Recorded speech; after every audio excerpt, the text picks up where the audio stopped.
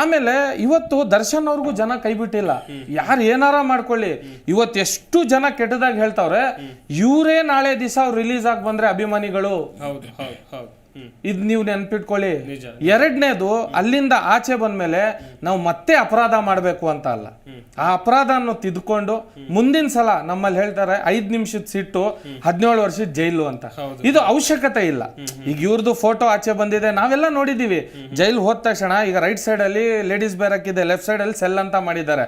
ಬಂದಿರೋ VIP ಗಳಿಗೆ ಅಥವಾ ಯಾವ್ದಾದ್ರು ಸೆಲೆಬ್ರಿಟಿ ಈ ತರ ಅರೆಸ್ಟ್ ಆಗಿದ್ರೆ ಇವ್ರಿಗೆಲ್ಲ ಆ ಕಡೆ ಇಡ್ತಾರೆ. ಅದಕ್ಕೂ ಅಂತಾನೆ ಒಂದು LG ಕೊಟ್ಟಿರ್ತಾರೆ, ಅವ್ರಿಗೆ ನೋಡ್ಕೊಳಕ್ ಅಂತಾನೆ ಸೆಲ್ ಇರುತ್ತೆ. ಸರ್ ಅಲ್ಲಿ ಎಲ್ಲ ಇರುತ್ತೆ, ಬಟ್ ನೆಮ್ಮದಿ ಒಂದಿರಲ್ಲ. ನೀವು ಎಷ್ಟು ಕೋಟ್ಯಾಂತರ ರೂಪಾಯಿ ಕೊಟ್ರು ನೆಮ್ಮದಿ ಬರಲ್ಲ ಅಲ್ಲಿ. 71 ದಿನ ಆದ್ಮೇಲೆ ನಾವು ಮನೆಗಳಿಗೂ ಫೋನ್ ಮಾಡಿ ಅಂತ ಹೇಳಿದ್ರೆ ಅಲ್ಲಿ 100 ರೂಪಾಯಿ ಕೊಟ್ಬಿಟ್ಟು ಅಲ್ಲಿ ಒಂದು ಇದು ಸಿಗುತ್ತೆ, ಟೋಕನ್ ಅನ್ನು ತಗೊಂಡು ಲೈನ್ ಅಲ್ಲಿ ನಿಂತ್ಕೊಂಡು ಫೋನ್ ಮಾಡ್ಬೇಕು.